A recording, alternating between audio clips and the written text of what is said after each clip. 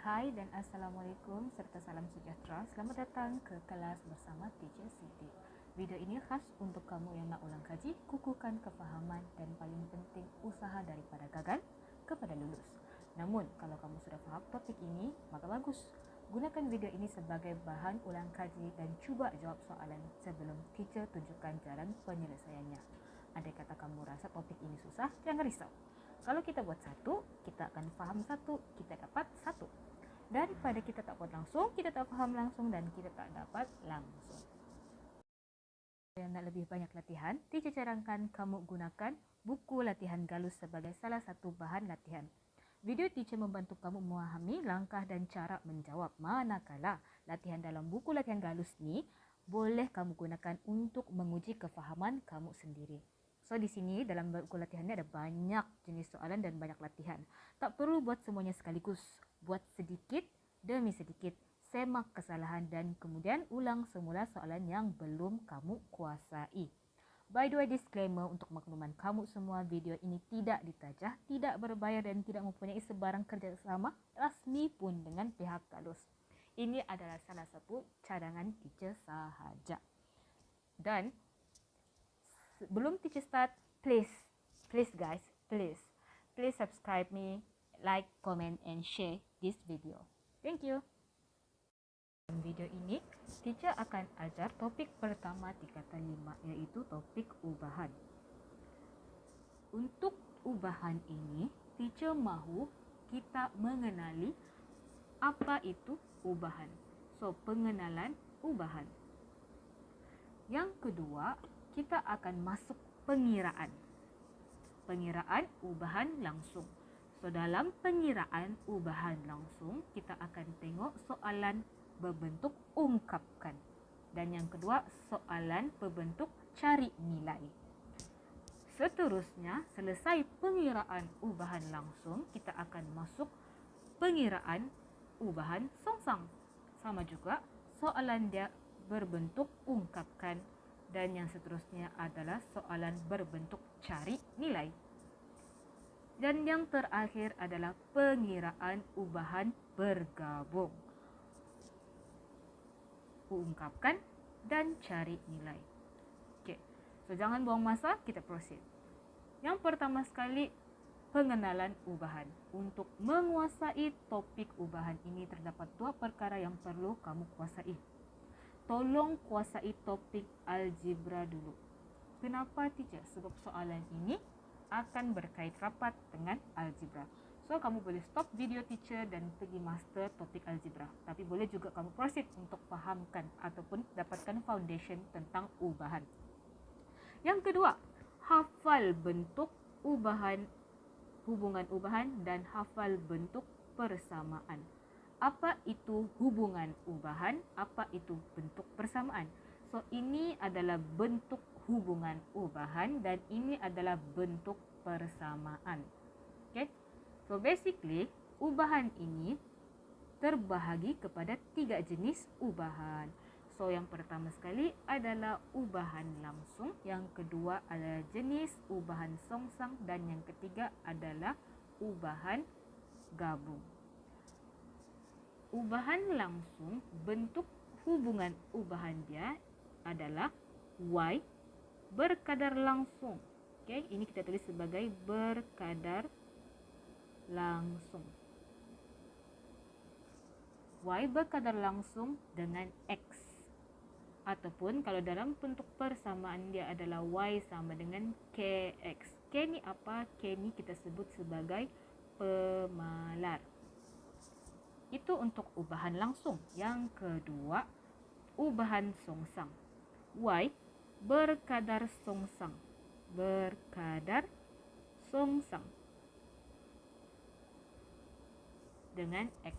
So, kalau kamu nampak sini dia 1/X. Itu adalah untuk kadar songsang. Manakala untuk kadar langsung, dia adalah directly X. Okey? Manakala dalam bentuk persamaan ubahan songsang adalah Y sama dengan K/X. Macam tadi juga, teacher memberitahu K ni sebagai pemalar kita. Dan yang terakhir adalah ubahan, jenis ubahan gabung. Jenis ubahan gabung ni sebenarnya adalah gabungan antara langsung dan juga songsang. So dalam soalan dia bentuk macam ni. Y berkadar langsung dengan X dan berkadar songsang dengan Z. That's why X di atas sebab dia langsung, Z di bawah dia songsang. So Y berkadar langsung dengan X dan berkadar songsang dengan Z. Teacher, saya ada macam faham tapi okey, jangan risau. Kita akan buat soalan dia dan contoh, di situ kamu akan faham. Di sini teacher mau kamu hafal foundation dia aja dulu. Okey. So dalam bentuk persamaan pula, Y sama dengan KX per Z. Okey, enough for pengenalan ubahan. So tolong hafal. Tolong hafal. Ini untuk ubahan langsung, yang ni untuk ubahan songsang dan yang ini untuk ubahan gabung. So just proceed untuk yang kedua, pengiraan ubahan langsung. Tengok ni, teacher contoh di sini. Okay. So contoh soalan yang pertama, contoh soalan ungkapkan. Diberi P sama dengan 8 apabila Q sama dengan 64. Ungkapkan P dalam sebutan Q jika P berubah secara langsung dengan Q. So berdasarkan bentuk hubungan dan bentuk persamaan tadi, kita akan tulis P berubah secara langsung dengan Q. P sama dengan KQ. Teacher, sini Y dengan X. Kenapa teacher tukar P dengan Q? Sebab soalan dia minta kita ungkapkan P dan juga Q. That's why kita guna P dan Q. Cuba tengok yang soalan yang kedua B ni. P berubah secara langsung dengan kuasa 2Q. P berubah secara langsung dengan kuasa 2Q. So P sama dengan KQ kuasa 2. Begitu. Okey. Kita selesaikan dulu soalan yang pertama ni, okey? So, setelah kamu gantikan dia kepada hubungan, bentuk hubungan dan bentuk persamaan, sekarang kita akan gantikan nilai. P sama dengan 8, Q sama dengan 64. So, P ni sama dengan 8, tukar kepada 8. Q ni kita ganti kepada 64. So, di sinilah teacher cakap pentingnya topik algebra. Sebab apa? Kita akan pindahkan. Di sini basically adalah operasi darab K dengan 64. So, bila dia pindah ke sebelah, dia akan jadi bahagi.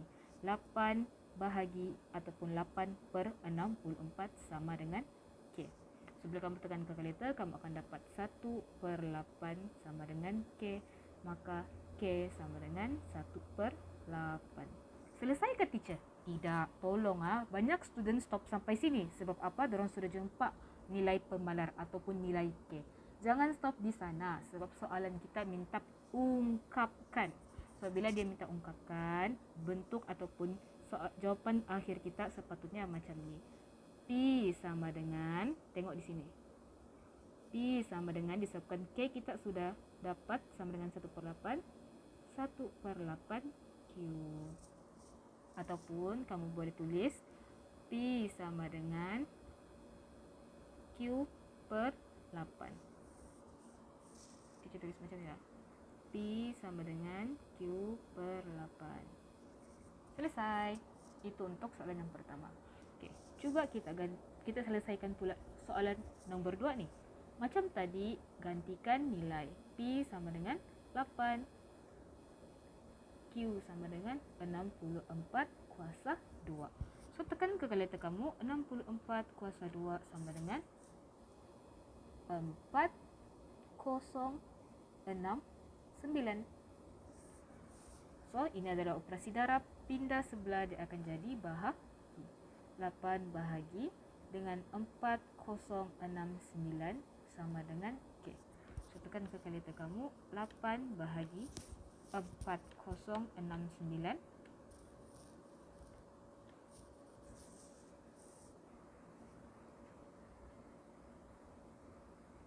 4096. Sorry. Kamu akan dapat 1 per 512. So K sama dengan 1/512. So jawapan akhir kita kena tengok yang ni. Ambil balik. P sama dengan 1/512 Q kuasa 2. Okay. Ataupun kita boleh tulis P sama dengan Q kuasa 2/512. Selesai. Okay, jom kita proceed next question. So P berubah secara langsung dengan punca kuasa 2Q. So P sama dengan K punca kuasa 2Q. P berubah secara langsung dengan punca kuasa 3Q.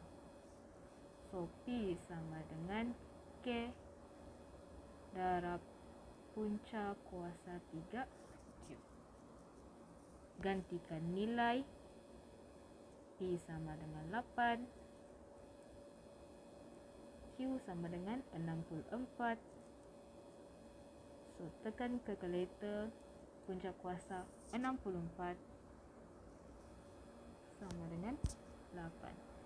So operasi darab pindah sebelah jadi bahagi. So 8 bahagi dengan 8 sama dengan K. 8 bahagi 8 sama dengan 1. So K sama dengan 1. So jawapan untuk ungkapkan jangan lupa ambil yang ini. So P sama dengan 1 punca kuasa 2Q. Ataupun kamu boleh tulis dia sebagai P sama dengan Q punca kuasa 2Q. This one pun sama, ganti nilai. So ganti nilai.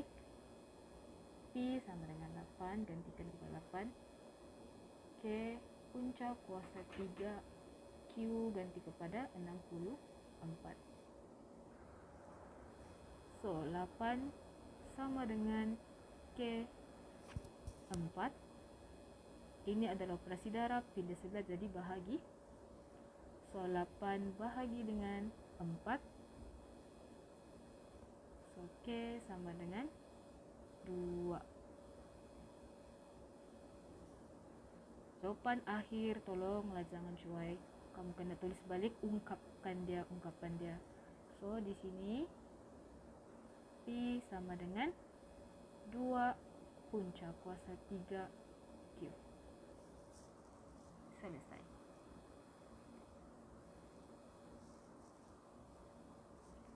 Okey.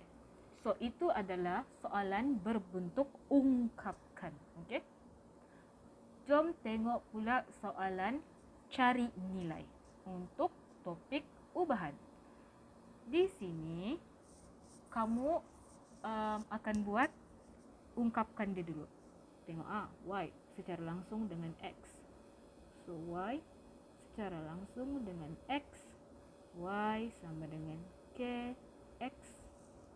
Gantikan nilai Y kepada 0.4. X sama dengan 0.2. 0.4 K 0.2. So ini adalah operasi darab, pindah sebelah jadi bahagi. 0.4 bahagi dengan 0.2. K sama dengan 2. Lepas tu ambil yang ini.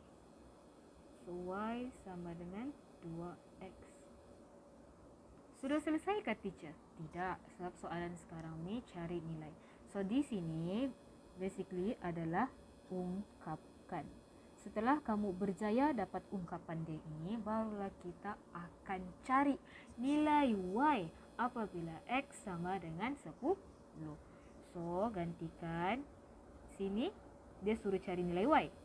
Dia sudah bagi nilai X.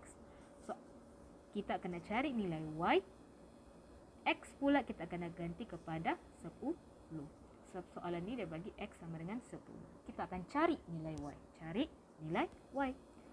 So, ini adalah operasi darab. 2 darab 10 sama dengan 20. So, kita dapatlah nilai Y. Y sama dengan 20. Okey? So, yang ni pun sama. Y berubah secara langsung dengan kuasa 2X. Y berubah secara langsung dengan kuasa 2X. So, Y sama dengan KX kuasa 2. Gantikan nilai Y kepada 0.4 X sama dengan 0.2 kuasa 2.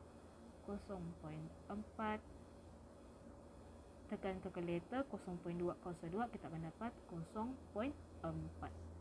Ini adalah operasi darab. Bila 11 jadi bahagi, 0.4 bahagi dengan 0.4 sama dengan K. Kita akan dapat 1 sama dengan K, K sama dengan 1. So, dapatkan ungkapan daripada yang ni. Y sama dengan 1X kuasa 2, ataupun kamu boleh tulis Y sama dengan X kuasa 2. Kemudian barulah kita cari nilai. Berjaya bahagian ungkapan ni, barulah kamu kena cari nilai.